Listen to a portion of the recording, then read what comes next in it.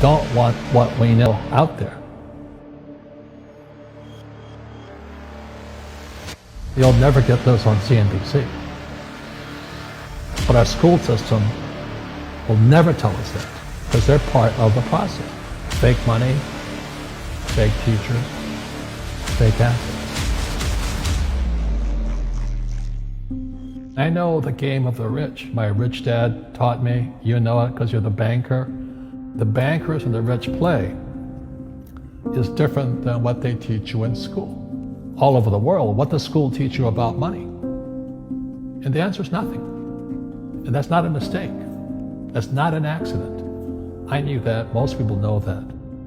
The way to keep the poor and middle class working hard is never teach them what the rich know. So if you read Rich Dad, Poor Dad, which came out in 1997, it's what the rich teach their kids about money, the poor and middle class do not. Poverty hurts. I mean, I don't like it. And I don't like that our academic system's so corrupt. You know, we know the banking system's corrupt. We know politics is corrupt. But academics is just as corrupt. I mean, one thing if it's the banking and the politics, but this is where we send our children and we trust them to do the right things for them, and yet they're being not taught something so fundamental. Like you asked your dad when you were a kid, Dad, you asked your teacher, when are you going to teach us about money? And it was just never. Well, never. And they'll never will. You know something. What do you know? Share it. What is financial education? It's not get a job, work hard, save money, and invest in a well-diversified portfolio of stocks, bonds, mutual funds, and ETFs. The financial industry is two things, debt and taxes. In 1971, Nixon took the dollar off the gold standard, and the US dollar became debt.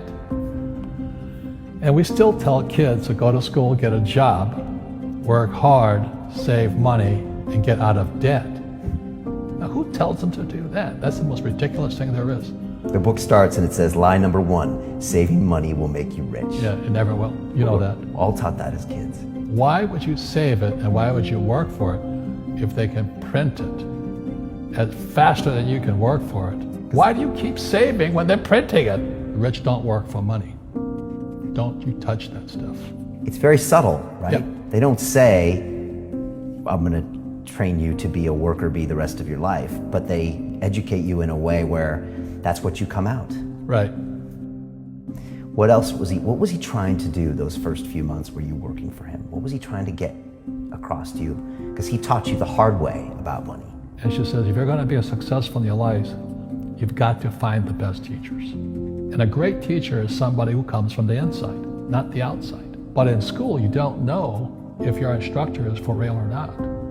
That's where the fake teacher comes from.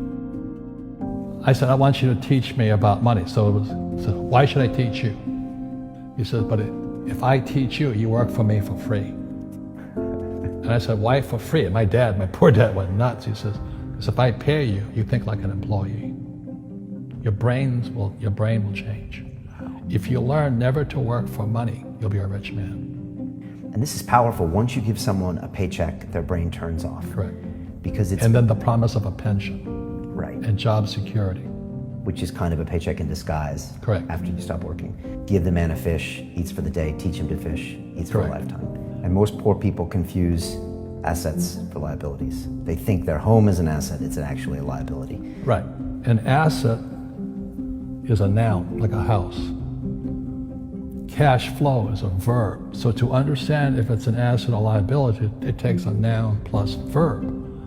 So if the cash is flowing out of your pocket, it's a liability. If the cash is flowing into your pocket, asset, verb, it's an asset. So I own 7,000 rental properties. Those are assets. Every month, the cash flows in. Whereas many people have the big house on the hill and the cash is flowing out. Right. And they're going broke. Right, it's like a frame of mind. The other thing the poor don't understand is the number 1 expense for most people is taxes. And yet we don't even see it. Isn't that weird? You walk around and you look at the paycheck and say, that doesn't seem right, and you don't realize that the government's got a huge hand in your pocket and you are doing nothing to minimize that. Again, this is what's very different about the rich and the poor. The rich don't work for money. His number 1 expense is tax. See, there's 3 kinds of income: earned, portfolio, passive. So earned income is if I get a job, that's earned income. If I'm a doctor or a programmer, that's earned income because I'm working for it. If I buy, let's say, Apple for $10 and I sell it for $20, that's portfolio income, capital gains. Yeah. But passive income, which is cash flow, is never taxed. And so these guys are screaming right now in America, tax the rich. I said, good luck. Because most of the guys complaining, they don't know there's three kinds of income. And the rich don't have jobs anyway. They have assets. And so the average schmo out there, poor guy, sent the kid to school. They don't learn this. You see, very few people will buy what I do, make $1 million and pay zero tax. And my rich dad taught me that playing Monopoly. That's how it started. 4 greenhouses, 1 red hotel. Or the McDonald's formula. I write about it here. McDonald's, Ray Kroc. Yeah. McDonald's is in the real estate business. So they sell hamburgers, but they buy real estate, so they pay no taxes. This guy Bezos, he's $16 billion. How much tax did they pay on that $16 billion? Zero. And that's all legal. Anyone can do it. Everybody can do it. But most people lack the education. So once you learn how to use debt as money, you can never say, I can't afford it. You see, because the banks will give you, so the banks, after the crash of 2008, the banks gave me $300 million tax-free. When I asked the average guy, I said, why don't you use debt? They can't even get a loan. Because their scores, their FICO scores, I don't know if you have them here, are so bad. The school teachers will never tell you that because they don't know it. My poor dad never knew that. You don't know if something is an asset or a liability until you can see which way the cash flows. So a house, is it an asset or liability? Well, if it's taking money from your pocket, it's liability. If it's putting money in your pocket, it's an asset. The US government wants me to provide housing, wants me to provide jobs, wants me to borrow money because that's how money is created through debt. I get huge tax breaks. Everybody can do the same thing if they had the financial education to do it. If people understood the tax code, we'd be more prosperous. But can poverty be passed through genetically? Yes. Because it's some type of way of thinking. It's an attitude. An attitude. It's very simple. When people ask you, how do I stop it? I just say, never say, I can't afford it. Ask yourself, how can I? The reason I have so much money is because I don't say I can't do it. I just go, how can I do it? And I just go and do it. I make a lot of mistakes, but that's how I learn. How can I? The poor people, like my poor dad, always said I can't afford it. Do you think I'm made of money? I'm a school teacher. I can't do that. And I picked that up. And my rich dad never said those words. So when I meet poor people, they use the words I can't a lot. So the people that say, I can't afford it, I can't do this, I can't get to college, the rich are evil, I choose not to participate in that. And that's one thing people could change today. Correct. Right now is that dialogue in their head. Stop saying the word can't. I can't. Right. So how can I? How can I? Especially as in, I can't afford it, how can I afford that? Right. Because that opens them up to looking at it as an investment to a greater future. Right. When I borrowed $300 million, I couldn't do it until I went to ask. And I got turned down so many times. I said, and every time I showed the banker my financials and he'd go, sorry. I said, look, do me a favor. Why did you turn me down? And he'd tell me, this is out, the numbers are out here. So if I get these numbers fixed, can I come see you again? He goes, sure. So it's called rejection. Same as my wife rejected me for 6 months.